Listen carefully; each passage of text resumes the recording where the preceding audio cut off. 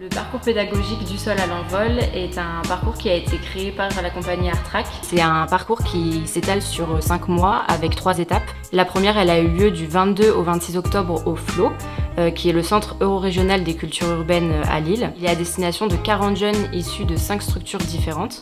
Le centre social et culturel de l'Arbrisseau à Lille, le pôle ressources jeunesse des Shapers à Roubaix, le collège Myriam Makeba Limoulin, l'école de danse Kyrielle Danse à Bercé et la PJJ de Roubaix. Cette première étape a consisté en une semaine d'immersion et de découverte des cultures urbaines via des ateliers autour de 4 grands thèmes, donc l'improvisation, la danse, l'oralité et la musicalité. Pour ce faire, donc, il y a eu 9 intervenants qui ont été présents tout au long de la semaine. En improvisation, on avait Jidawi, Greg, d'impro, Delphine en freestyle. À l'atelier musicalité, on avait Tismé, donc plus beatbox et MAO. En oralité, on avait Alvin, donc plus écriture, rap et chant. Et en danse, on avait Jimmy en initiation hip-hop qui a commencé le lundi, puis Saïd en pop, Ilyes en break et Samy en lock.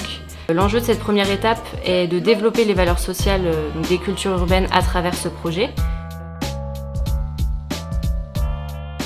Cette semaine m'a beaucoup plu. C'était la première fois que je rappais et la musicalité aussi.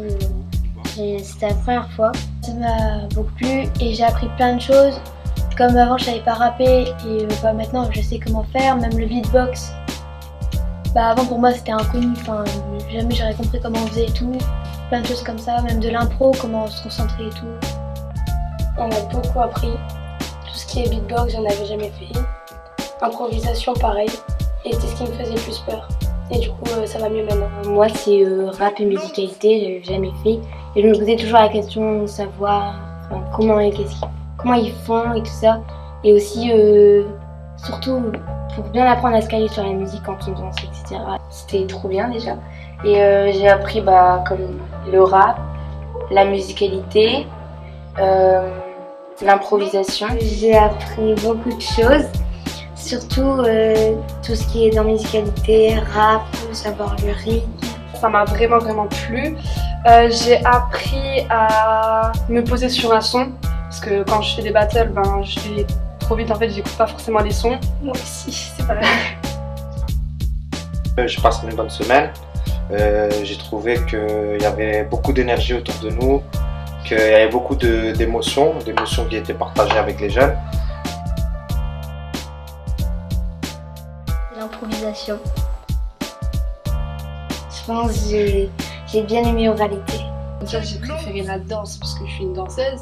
Ensuite l'improvisation parce que c'est très important quand on est danseuse de freestyler. Je peux pas dire un truc que je préfère parce que j'ai tout aimé. Moi qui suis plus d'un milieu de la danse, j'étais impressionné justement par les exercices d'oralité et de musicalité. C'était une autre manière d'animer pour que le jeune puisse comprendre comment il va pouvoir s'amuser sur la musique. L'Aristide a été vraiment de qualité. Du coup le dernier jour, le Hip Hop Game Kids qu'on a créé avec tous les intervenants.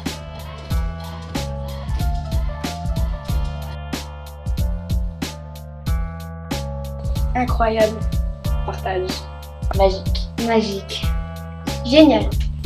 Extraordinaire. Stupéfiante. Spectaculaire. Ouverture.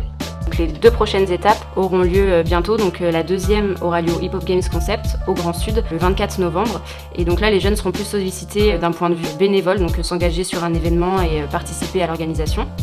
Et la 3e étape sera la présence des jeunes le 3 février lors du festival Hip Hop and Dance au Grand Sud également pour une restitution de ce qu'ils auront appris tout au long du parcours.